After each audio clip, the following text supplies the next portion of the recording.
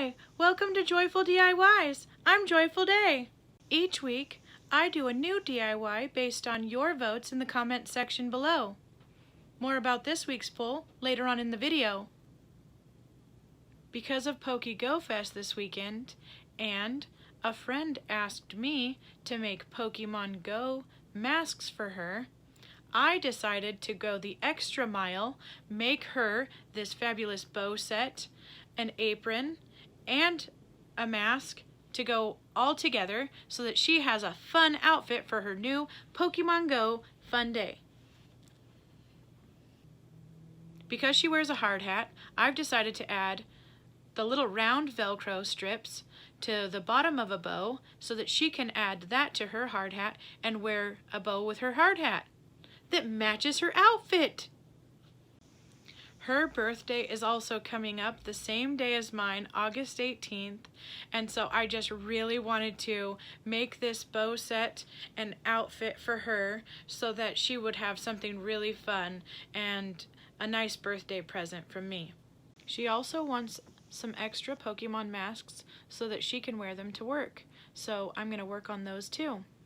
Because I'm giving her all of this stuff this weekend, I have to get on the ball and get this stuff done today. Overwhelmingly, the polls last week and the week before, the Lolita for him vest and shorts won, and so of course I'm going to be working on that. However, it's going to take me a little bit longer than a few days to get that whole outfit done. So I'm going to work on that and post it next week. I really wanted to start out by making the face mask.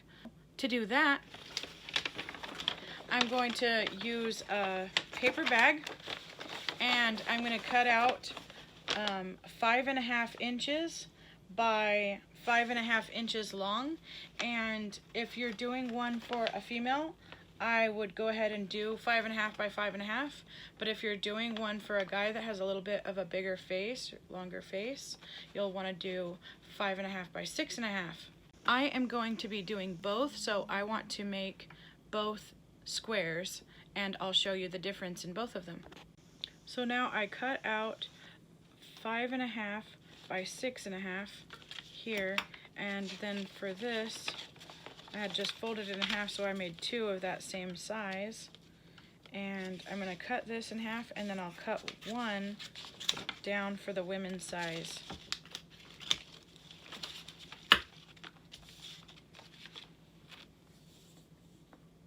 Get out my trusty measuring tape. So now you can see that I've cut off the extra inch for the female one.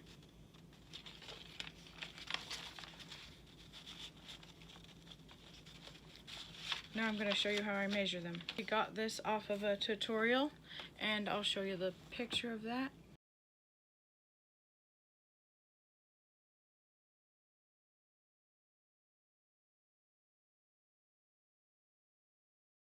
So here's the men's. And here's the women's.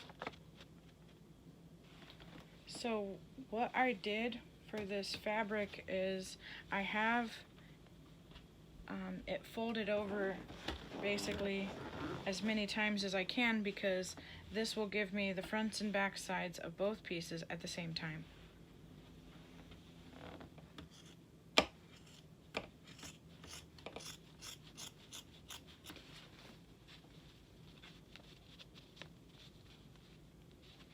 So now I have made several of the women's size face masks. I'm going to do the same thing to the men's.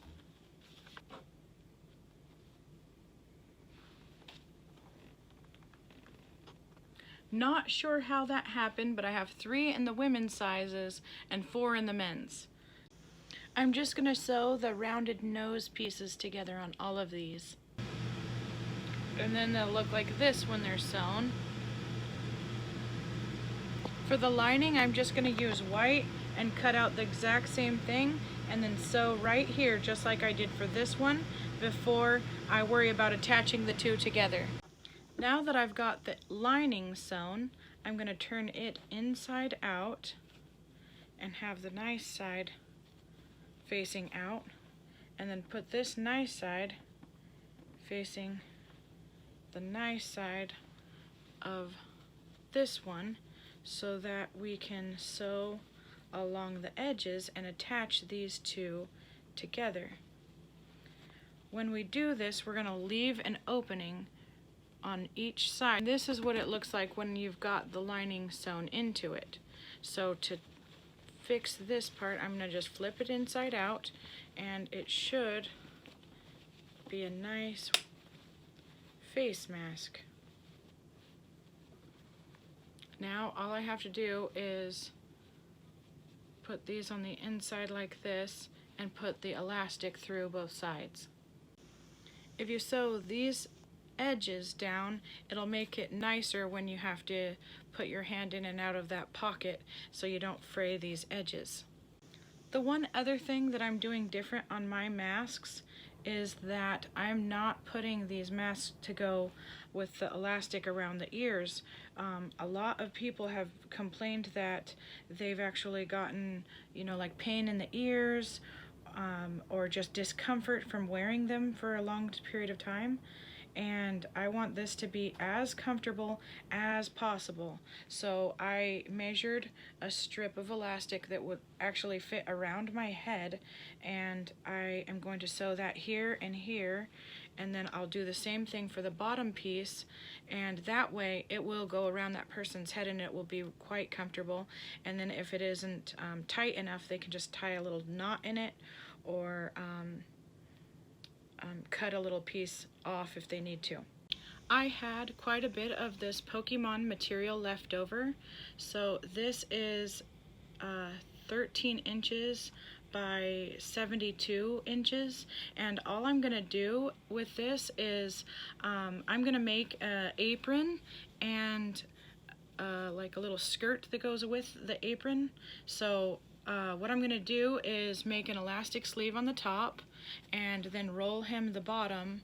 And I'm doing this because these masks that I'm making, I have made for a friend, and I wanted to go ahead and surprise her with this cute little apron because I did have this extra material to go with it, and then I'll do her a bow set as well with the rest of the scrap material that I have. So I'm going to start by doing this elastic sleeve. This fabric I did get from Joann's, not a sponsored, not an advertisement or anything. I just wanted to mention that I got this from Joann's. So I have the sleeve for the elastic now, and now I'm just going to roll hem the bottom and then sew the back seam together. To roll hem, just fold once, then fold again, and sew straight down the line,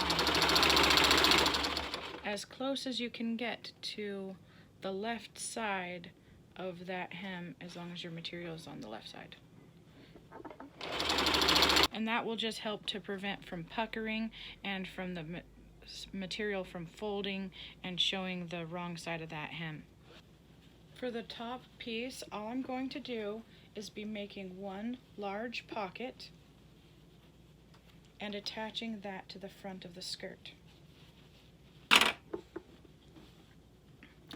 So this is going to be my front square for the top, and all I will have to do is, because I folded this over, is turn it inside out like this. Sew all the way around except for leave a 2-inch gap at the bottom so that we can turn it inside out.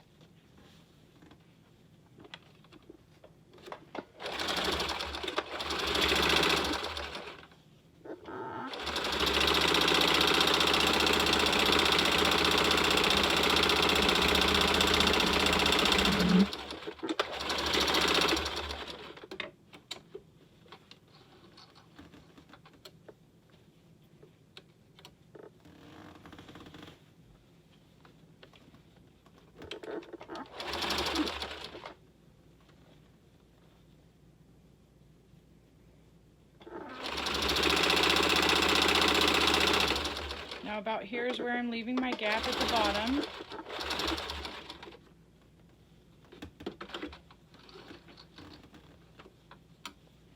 I'm just going to flip this inside out.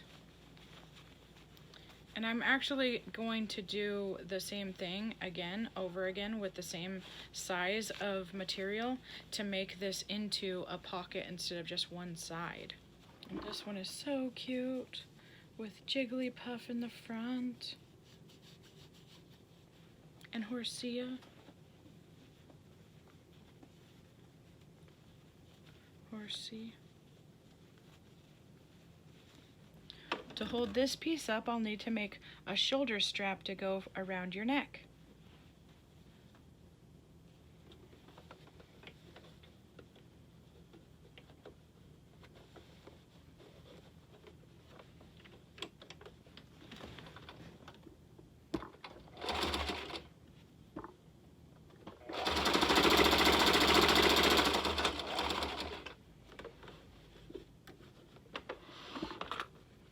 So I'm attaching the pocket now.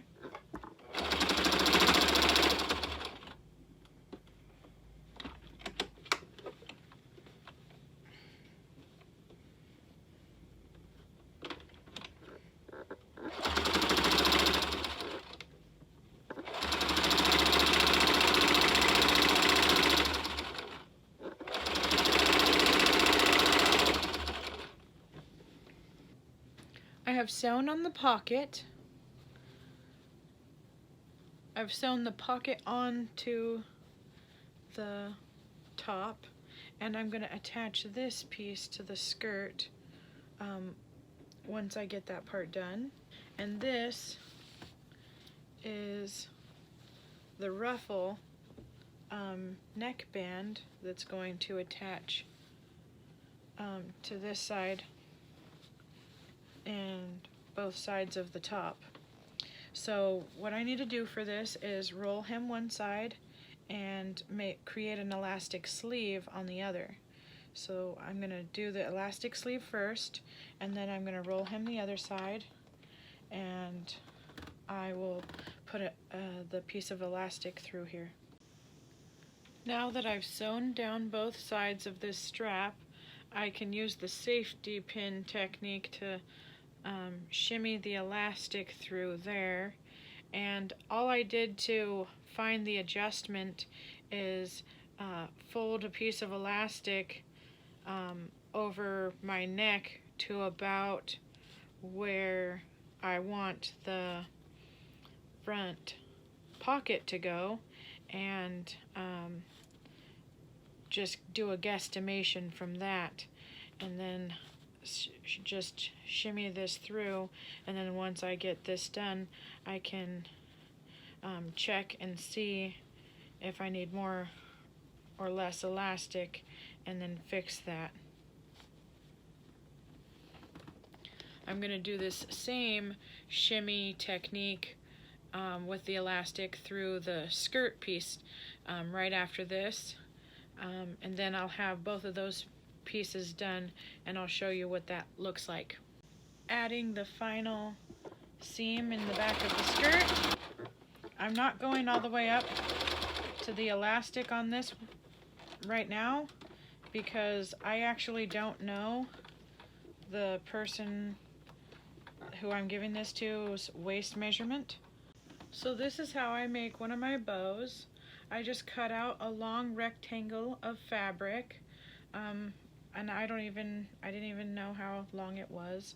I just used a little bit more than a hand's width, maybe both.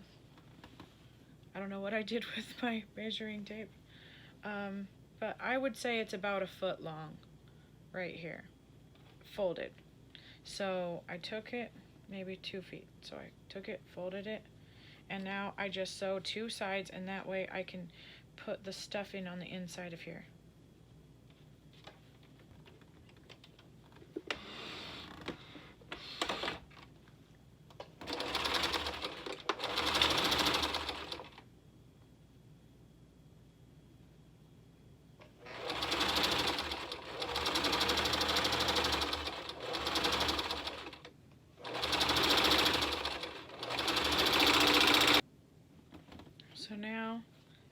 usually use a plastic bag for the inside stuffings of these because, well, they're just a nice way of using a plastic bag, and it gives you a nice little fluff in the inside of there.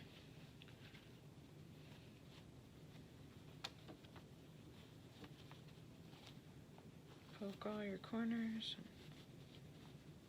Then you have a really cute bow once you add a little strip in the center. To make the loop piece in the center for your bow, you'll want to get at least a little 5" at about 1.5 inch width, and I'm going to turn it inside out, sew it this way, and then put a safety pin on one side and stick it through its own self loop. So put a safety pin on one side, stick it on there, and then feed it through the loop and delicately pull it off the edge of itself here as you go. And then that will give us the pieces that we need to make those bows have that centerpiece. So here's my plastic bags that I use for stuffing. I just fold them this way and kind of fold them this way and kind of fold it that way, so it makes the same basic shape as the bow. Stick it in one side of the pocket and then stick it in the other side of the pocket that we just made.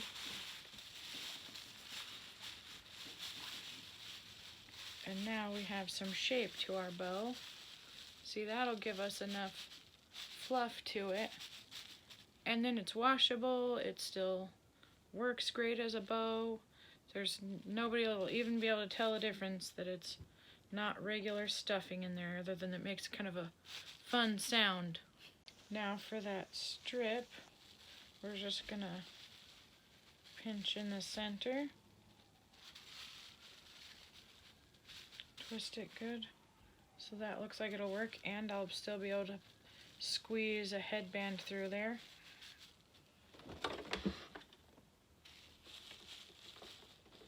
So I'm just going to sew this.